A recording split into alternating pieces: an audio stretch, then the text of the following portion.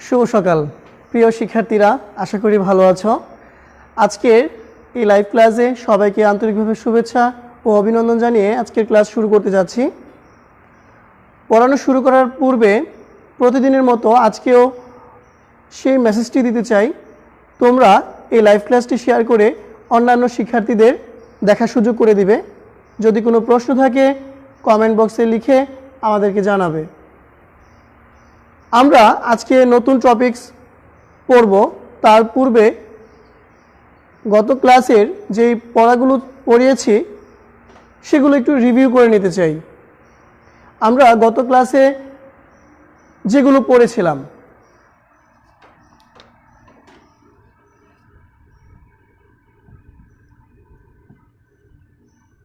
আমরা পড়েছিলাম domain name সম্পর্কে।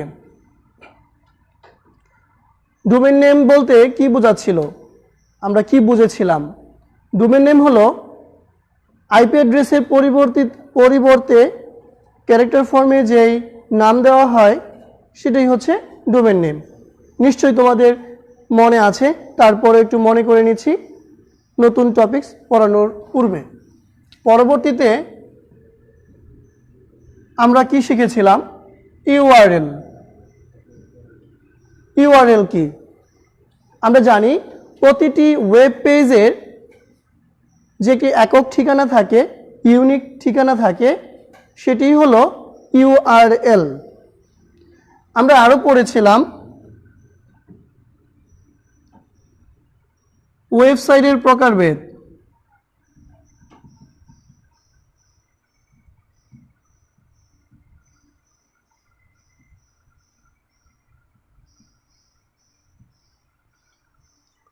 ওয়েবসাইট দুই প্রকারের হয়ে থাকে, একটি হচ্ছে স্ট্যাটিক, একটি হচ্ছে ডাইনামিক।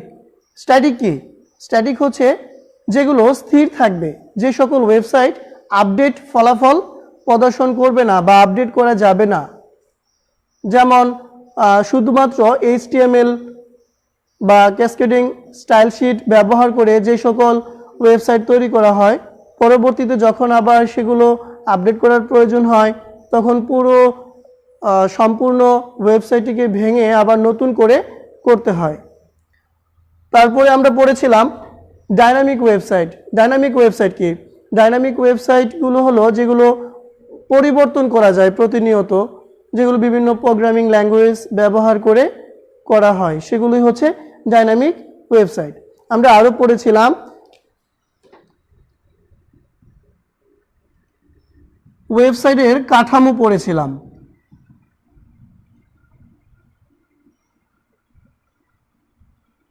ওয়েবসাইটের কাঠামোর মধ্যে ট্রি কাঠামো পড়েছিলাম।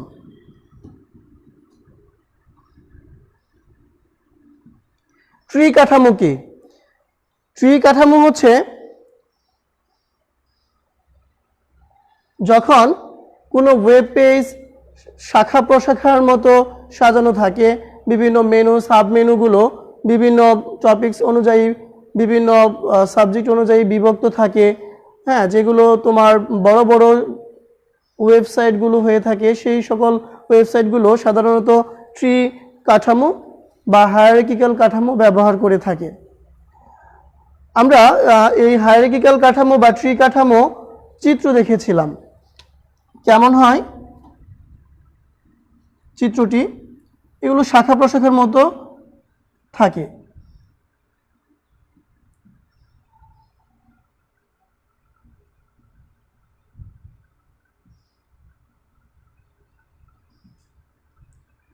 এরকম শাখা প্রশাখার মতো ওয়েব পেজগুলো সাজানো থাকে। এই ওয়েবসাইটের যে পেজগুলো থাকবে বিভিন্ন অংশে এগুলো বিভক্ত থাকবে, ভিজিটররা সহজেই বুঝতে পারবে তার প্রয়োজনীয় তথ্যগুলো কোন মেনুতে আছে। এখন আমরা নতুন টপিকস নিয়ে আলোচনা করব। ওয়েবসাইটের কাঠামোর বা আরো আছে, সেগুলো সম্পর্কে আমরা এখন জেনে নেব। ওয়েবসাইটের কাঠামোর দ্বিতীয় কাঠামোটি হচ্ছে নেটওয়ার্ক কাঠামো।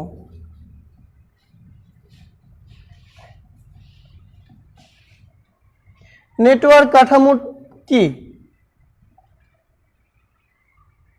নেটওয়ার্ক কাঠামো হচ্ছে ওয়েবসাইটের প্রত্যেকটি পেজ একে অপরের সাথে ইন্টারকানেক্টেড থাকবে।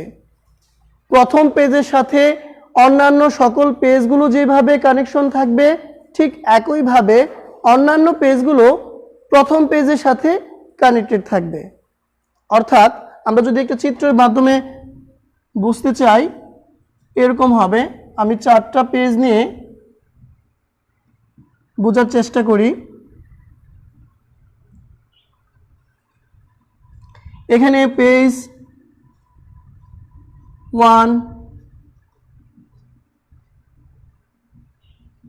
পেজ 2, পেজ 3, পেজ 4, 4টি পেজ রয়েছে। এগুলোর মধ্যে যে কানেকশন থাকবে, সকলের সাথে সকলের যে কানেকশন, এটাই হবে নেটওয়ার্ক কাঠামো। এগুলো সাধারণত স্ট্রাকচার বেস যেই তোমার ওয়েবসাইটের থাকে, সেগুলোর এই নেটওয়ার্ক কাঠামো ব্যবহার করা হয়, অর্থাৎ গঠন বা কাঠামো বেস যেগুলো হয়। আর একটা বিষয় তোমাদেরকে জানিয়ে রাখতে চাই, যদি আমাদের এই লাইভ ক্লাসটি দেখতে অসুবিধা হয় তাহলে সাথে সাথেই কমেন্ট বক্সে জানাবে, আমরা প্রয়োজনীয় ব্যবস্থা গ্রহণ করব। তো নিশ্চয়ই আমরা সহজেই বুঝতে পেরেছি নেটওয়ার্ক কাঠামোটি কি। সাধারণত এটি স্ট্রাকচার বেস হয়, অর্থাৎ আমি আবার বলি যে এই পেজে, এই কাঠামোতে একটি পেজ অন্যান্য সকল পেজের সাথে কানেক্টেড থাকে, সরাসরি কানেক্টেড থাকে। যদি আমি পেজ 1 থেকে পেজ 4-এ যেতে চাই, আমি সরাসরি পেজ 4-এ যেতে পারবো। আবার আমি যদি পেজ 4 থেকে পেজ 3-তে যেতে চাই, সেটাও পারবো। আমি যদি পেজ 4 থেকে পেজ 1-এ যেতে চাই, সেটাও পারবো। আমি যদি পেজ 2 থেকে পেজ 3-তে যেতে চাই, সেটাও পারবো। অর্থাৎ সবার সাথে সবার ইন্টার কানেকশন এখানে থাকবে, এই কাঠামোতে থাকবে। ওকে, তারপরে আমরা জেনে নিব পরবর্তী ওয়েবসাইটের কাঠামোটি। পরবর্তী ওয়েবসাইটের কাঠামোটি হচ্ছে লিনিয়ার কাঠামো। তোমাদের পরীক্ষায় সবচেয়ে বেশি হায়ারার্কিক্যাল কাঠামো এবং লিনিয়ার কাঠামোটি আসে বেশি।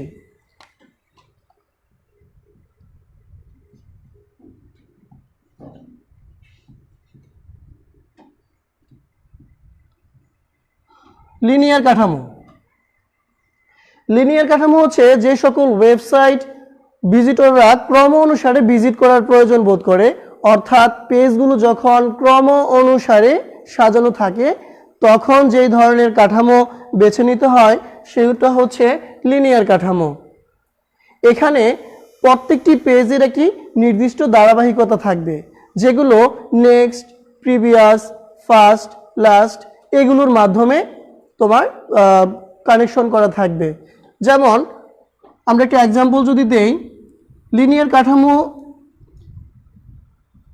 এরকম একটা এক্সাম্পল আমরা দিতে পারি। এটা যদি পেজ 1 হয়, পেজ 2, পেজ 3, পেজ 1 থেকে পেজ 2-তে যখন আমি যাব, আবার পেজ 2 থেকে পেজ 3-তে যেতে পারবো। এখন পেজ 3 থেকে ডাইরেক্টলি আমি পেজ 1-এ আসতে পারবো না, প্রথমে আমাকে পেজ 2-তে আসতে হবে, তারপরে পেজ 1-এ আসতে হবে। অর্থাৎ ধারাবাহিকতা অনুসারে এই পেজগুলো তোমার চেঞ্জ হয়।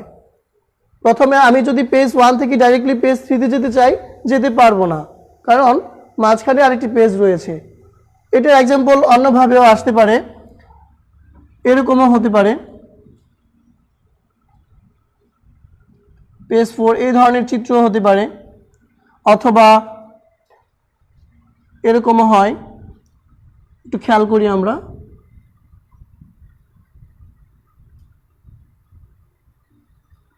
যদি এই ধরনের চিত্র হয়, নেটওয়ার্ক কাঠামোর মতোই হয়, আমাদের অনেক সময় কনফিউশন আসে। অবশ্যই এগুলো তোমার ক্রম থাকবে, ক্রমটা আমাদেরকে বুঝে নিতে হবে।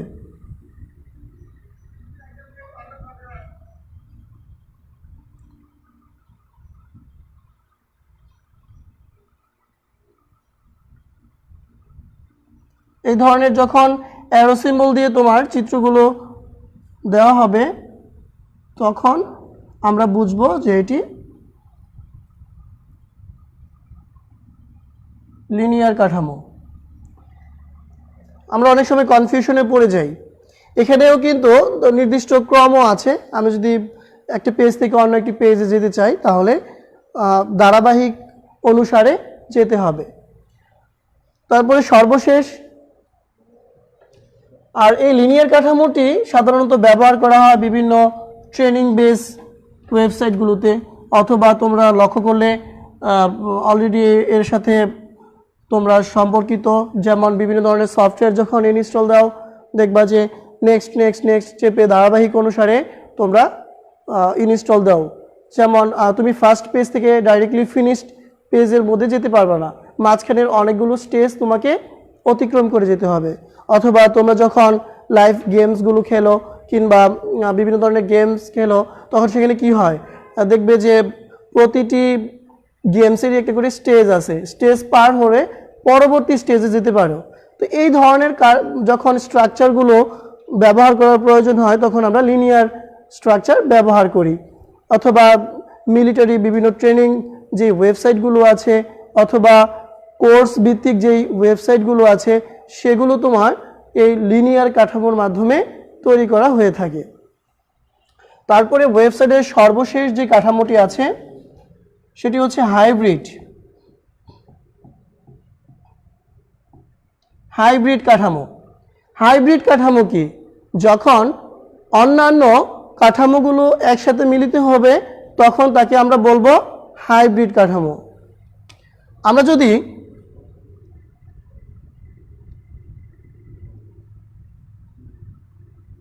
ট্রি কিংবা লিনিয়ার কিংবা নেটওয়ার্ক এগুলো যখন একসাথে কানেক্টেড হবে, তোমরা প্রয়োজনে এই চিত্রগুলো খাতায় তুলে নিতে পারো।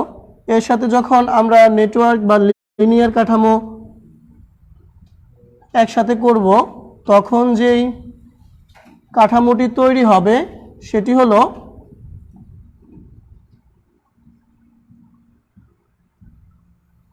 হাইব্রিড কাঠামো।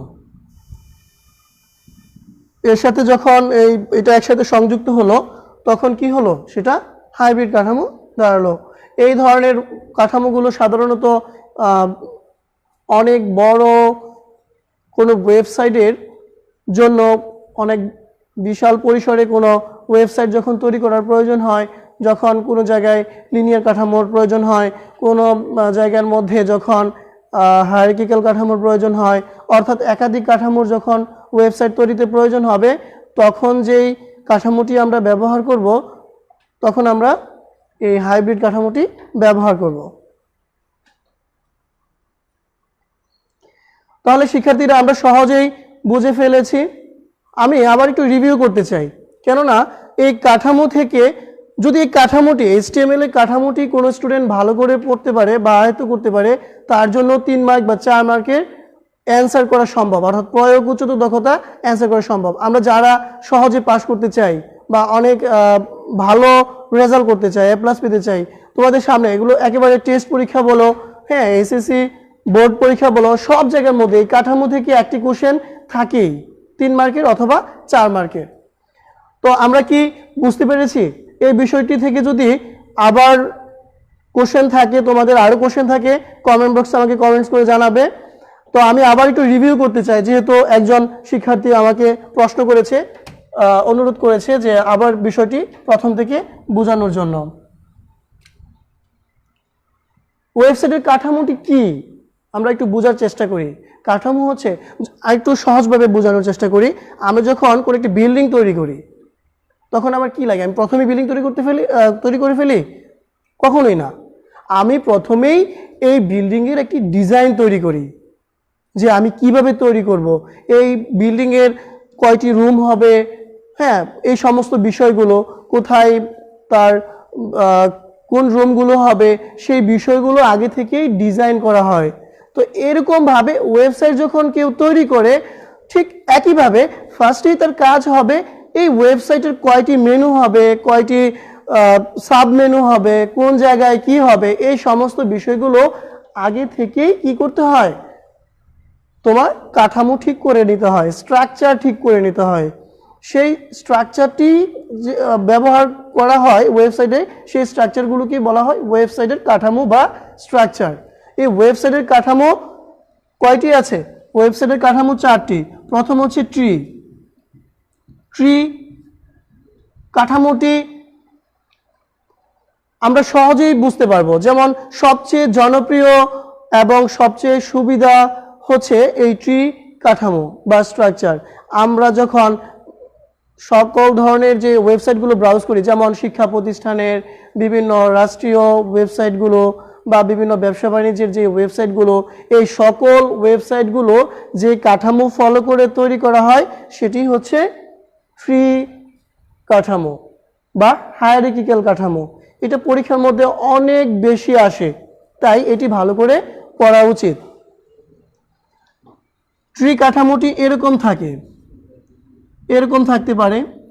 এটা হচ্ছে হোম পেজ, এটা হচ্ছে পেজ 1, পেজ 2, এরকমভাবে আরো ভাগ থাকতে পারে, এরকম আরো থাকতে পারে।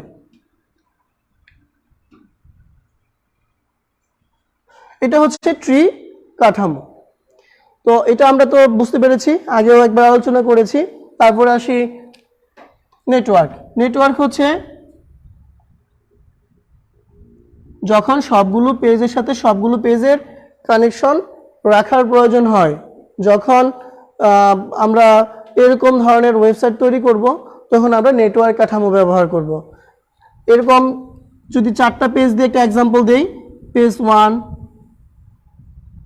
পেজ 2, পেজ 3, পেজ 4, এই পেজের সাথে তুমি লক্ষ্য করলে দেখতে পাবে যে এখানে সবগুলো পেজের সাথে সবগুলো পেজের ইন্টারকানেক্টেড বা কানেকশন আছে। তো এই ধরনের যদি আমার ফ্রেমের প্রয়োজন হয়, স্ট্রাকচারের প্রয়োজন হয়, তখন আমি নেটওয়ার্ক কাঠামো ব্যবহার করব। তোমরা খেয়াল করলে দেখতে পাবে বিভিন্ন ধরনের, যেমন গুগলের মধ্যে যখন আমরা সার্চ করি তখন নিচের দিকে দেখবা যে নেক্সট বা প্রিভিয়াস টাইপের লেখা থাকে। নেক্সট করলে নেক্সট পেজে চলে যায়, আবার নেক্সট করলে নেক্সট পেজে চলে যায়, অথবা 1 2 3 দিয়ে কিন্তু অনেকগুলো পেজের লিঙ্ক থাকে। তো এই ধরনের কাঠামোটি হচ্ছে তোমার নেটওয়ার্ক কাঠামো। গুগলে যেই ধরনের লিঙ্কগুলো দেয় এখানে তো হাইব্রিড কাঠামোই ফলো করে, কারণ এখানে কখনো আমার লিনিয়ার কাঠামোর প্রয়োজন হয়, কখনো নেটওয়ার্ক কাঠামোর প্রয়োজন হয়, কখনো ট্রি বা হায়ারার্কিক্যাল কাঠামোর প্রয়োজন হয়। তবে সাধারণত যখন আমরা শিক্ষা প্রতিষ্ঠানের কোনো ওয়েবসাইট তৈরি করব, আমরা যখন ব্যবসা বাণিজ্যের জন্য কোনো ওয়েবসাইট তৈরি করব, তখন সাধারণত আমরা কোন ধরনের ওয়েবসাইট কাঠামো ব্যবহার করব? ট্রি কাঠামো ব্যবহার করব বা হায়ারার্কিক্যাল কাঠামো ব্যবহার করব। আর যখন কোনো ওয়েবসাইট স্ট্রাকচার বেস বা তোমার প্রত্যেকটি পেজের সাথে প্রত্যেকটি পেজের কানেকশন রাখার প্রয়োজন মনে করব, তখন আমরা ব্যবহার করব নেটওয়ার্ক কাঠামো। নিশ্চয়ই শিক্ষার্থীরা বুঝতে পেরেছ। তারপরে আসি লিনিয়ার আর হাইব্রিড কাঠামো। লিনিয়ার হচ্ছে সহজ বিষয়। যখন আমরা কোনো ওয়েবসাইটের কাঠামো এরকম বেছে নিব যে আমার ওয়েবসাইটটি ধারাবাহিক অনুসারে ভিজিট করার প্রয়োজন হতে পারে, অর্থাৎ কেউ চাইলেই তোমার ফার্স্ট পেজ থেকে লাস্ট পেজে চলে যেতে পারবে না, অর্থাৎ প্রথমে 1 2 3 4 5 এরকমভাবে ভিজিট করে তারপরে লাস্টের পেজে যেতে হবে। আবার লাস্ট পেজ থেকে যদি প্রথম পেজে চলে আসতে চায়, আসতে পারবে না, তাকে মাঝখানে সবগুলো স্টেজ অতিক্রম করে আসতে হবে। তো এই ধরনের কাঠামোটি হচ্ছে লিনিয়ার কাঠামো।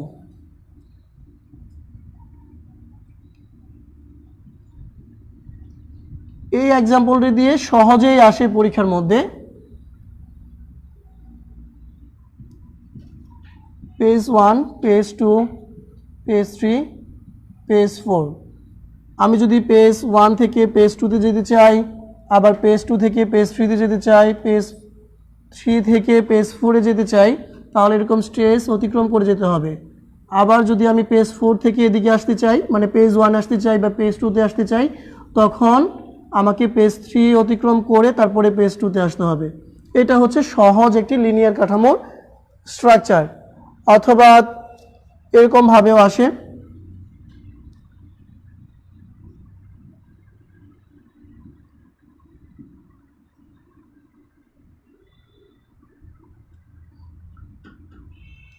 এরকম ভাবে আসে পরীক্ষার মধ্যে।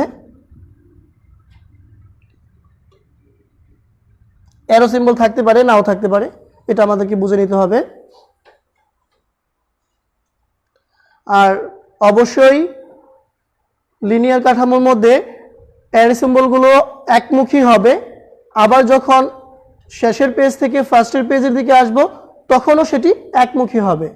এর কখনোই পেজ 1 থেকে পেজ 2 গিয়ে আমার আবার ব্যাক করতে পারবো আমি পেজ 1-এ, অর্থাৎ এই লিনিয়ার কাঠামোতে একমুখী প্রবাহটা হবে। ওকে শিক্ষার্থীরা, তারপরে আমরা সংক্ষেপে আরেকটু আলোচনা করি।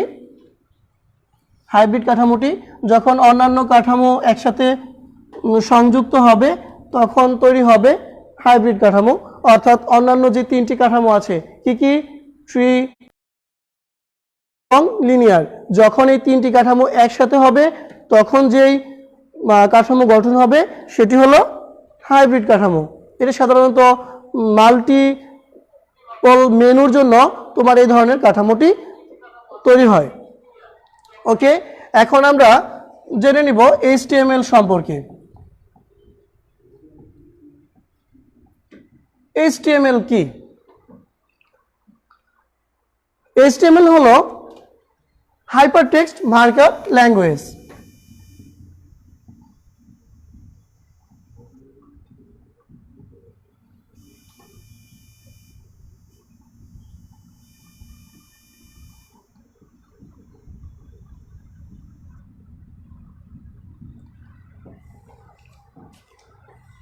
HTML হলো hypertext markup language.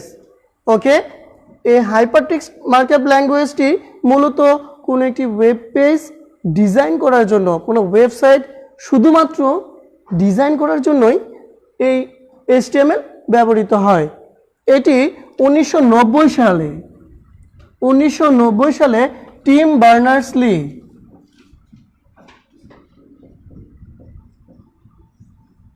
Team Berners-Lee 1990 সালে এই HTML আবিষ্কার করেন। এটি প্রথম প্রচলন শুরু হয়। তাহলে HTML পুনরূপ কি, এটা অবজেক্টিভে প্রায়ই আসে। আর টিম বার্নার্স কে আবিষ্কার করে, তারপর কত সালে এটি আবিষ্কৃত হয়, এখান থেকে তোমার 3টি অবজেক্টিভ হয়, এটা আমরা সবাই মনে রাখবো। ওকে, তাহলে HTML কেন ব্যবহার করা হয়? HTML হচ্ছে কোনো ওয়েবসাইট ডিজাইন করার জন্য এটি ব্যবহার করা হয়। তো ওয়েবসাইটের ডিজাইন টুলস কি? এই HTML, হাইপারটেক্সট মার্কআপ ল্যাঙ্গুয়েজ। এটি কিন্তু কোনো প্রোগ্রামিং ল্যাঙ্গুয়েজ নয়, এটা আমাদের মাথায় রাখতে হবে। অনেক সময় অবজেক্টিভের মধ্যে প্রশ্ন আসে যে নিচের কোনটি প্রোগ্রামিং ল্যাঙ্গুয়েজ, তখন HTMLও কিন্তু একটা অপশনে থাকে। তোমরা মাস্ট বি মনে রাখবে এটা হচ্ছে একটি ল্যাঙ্গুয়েজ, মার্কআপ ল্যাঙ্গুয়েজ।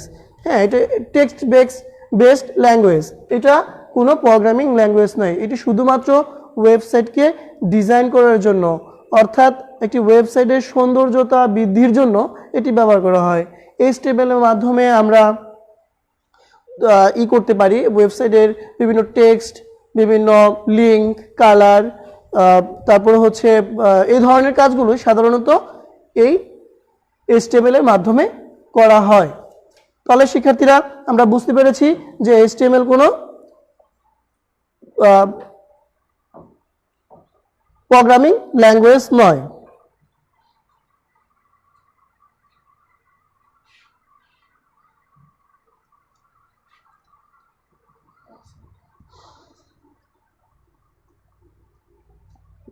ওকে শিক্ষার্থীরা, আমরা পিছনের পড়াগুলো আবার রিভিউ করব। একজন শিক্ষার্থী আমাকে বলেছে যে আব্দুল্লাহ আল রাফি স্যার, প্রিভিয়াস কনসেপ্টটা দেখা যায় না, একটু আবহাওয়ার রায়কে বুঝাই দেন প্লিজ। ওকে, বুঝাই দিব, আমাদের সাথে থাকো। যেহেতু একটি কনসেপ্ট নিয়ে আলোচনা করছি, অবশ্যই সেটি আলোচনা করব। তার পূর্বে এটি আমরা একটু শেষ করে নিই, হ্যাঁ, তারপরে আবার ওইটা আলোচনা করব। প্রয়োজনে পরবর্তী ক্লাসে আবার আলোচনা করব, কোনো প্রবলেম নেই। অসংখ্য ধন্যবাদ, তোমরা আমাদের সাথে আছো, হ্যাঁ, বিভিন্ন ধরনের কোশ্চেন করতেছো। যদি তোমরা আমাদের সাথে কমিউনিকেশন এভাবে রাখো তাহলে তো অবশ্যই তোমাদের সকল প্রবলেম সলভ করার চেষ্টা করব। তবে একটু HTML নিয়ে আলোচনা করি, আবার ওয়েবসাইট কাঠামো নিয়ে আগামী ক্লাসে আলোচনা করব, যদি শেষের দিকে সময় পাই আবার আলোচনা করব। ধন্যবাদ। তাহলে আমরা HTML সম্পর্কে কি বুঝতে পেরেছি? HTML হলো একটি মার্কআপ ল্যাঙ্গুয়েজ, এটি ওয়েবসাইট ডিজাইন করার জন্য ব্যবহার করা হয়ে থাকে। আর HTML এর পূর্ণরূপ হচ্ছে হাইপারটেক্সট মার্কআপ ল্যাঙ্গুয়েজ। এটি 1990 সালে টিম বার্নার্স-লি আবিষ্কার করেন। ওকে, এখন আমরা HTML সম্পর্কে আর বিস্তারিত জেনে নেই।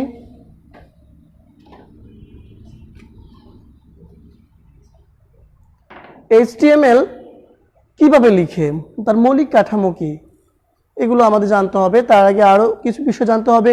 এই HTML ল্যাঙ্গুয়েজ আমি কোথায় লিখব, কিভাবে এগুলো সেভ করব, এটার কাজ কি, কিভাবে কাজ করে, এই সমস্ত বিষয়গুলো আরও আমাদেরকে জেনে নিতে হবে। HTML কোডগুলো আমরা নোটপ্যাড, কম্পিউটারে যেই নোটপ্যাড আছে নোটপ্যাডের মধ্যে লিখতে পারি, অথবা তোমরা অনেক ধরনের আপডেট নোটপ্যাড পাওয়া যায়, যেমন নোটপ্যাড প্লাস প্লাস, এগুলো আমরা ইনস্টল করে তারপরে ওগুলোর মধ্যে লিখতে পারি। সবার কম্পিউটারে বাই ডিফল্ট একটি নোটপ্যাড থাকে, সেই নোটপ্যাড ব্যবহার করে আমরা HTML কোড লিখতে পারি। তারপরে HTML লিখব, লেখা শেষ হওয়ার পরে সেভ করব কিভাবে? অবশ্যই প্রথমে পেজের নাম দিতে হবে, তারপরে এক্সটেনশন হিসেবে HTML মানে .html দিতে হবে, অথবা নেম, ওয়েবসাইটের ওয়েব পেজের নেম, অথবা HTML দিতে হবে। এই দুটো দিয়ে সেভ করতে হবে, তাহলে HTML পেজ তৈরি হয়ে যাবে। মনে করো আমি একটি নোটপ্যাড, কম্পিউটারে একটি নোটপ্যাড আমি যখন ওপেন করে নিব, এখানে আমি HTML কোড লিখব। এটা আমরা প্র্যাকটিক্যালি দেখব যখন, তখন আরো ক্লিয়ারলি বুঝবো। তো আমরা একটি নোটপ্যাডের মধ্যে HTML কোড লিখব, লিখার পরে আমাকে সেভ করতে হবে। তো যখন আমি সেভ করব, সেভ করার সময় আমাকে অবশ্যই নাম চাবে যে তুমি কি নামে সেভ করবে এই ওয়েব পেজটি। তখন আমাকে name.html, এই নেমটি হবে কি, এই ওয়েব পেজের যে আমি তৈরি করতেছি এই ওয়েব পেজটা কি নামে সেভ করব, এই ওয়েব পেজের নেমটাই হচ্ছে এখানে লিখতে হবে। তারপরে .html হলো ওয়েব পেজের এক্সটেনশন, HTML পেজের এক্সটেনশন। যেমন আমরা যখন ভিডিও তৈরি করি তখন তার এক্সটেনশন কি হয় জানো কি? .mp4, .3gp, আরও অনেক ধরনের AVI, এগুলো হচ্ছে তার এক্সটেনশন। ওকে, তাহলে আরেকটি বিষয় তোমাদেরকে জানিয়ে রাখি, তোমরা অনেকেই এই প্রবলেমটা আমি কিছুদিন ধরে দেখতেছি, বারবার প্রশ্ন করো অনেকে বা বুঝতে পারো না। তোমরা সবাই ল্যান্ডস্কেপে দেখবে, মোবাইলটাকে পোর্ট্রেট করে নেবে, অটো রোটেট করে নেবে, কারণ যখনই সোজা করে দেখে মোবাইলটা তখন লেখাগুলো সহজে বোঝা যায় না। হ্যাঁ, পরবর্তীতে এই কাজটা করবা না, করে তারপরে দেখবে। ওকে, আমরা আজকে এই পর্যন্তই রাখি। আগামী ক্লাসে আরও অনেক বিস্তারিত, আরও অনেক ইম্পর্টেন্ট পড়া আছে, সেগুলো নিয়ে আলোচনা করব, ট্যাগগুলো নিয়ে আলোচনা করব। তাহলে তোমাদের কাজ হচ্ছে, বাসায় ছোট্ট কাজ দিই। হ্যাঁ, কাজগুলো হচ্ছে ওয়েবসাইটের কাঠামোটা সবাই ভালো করে পড়বে, পড়ে 10টি অবজেক্টিভ কাঠামো থেকে প্লাস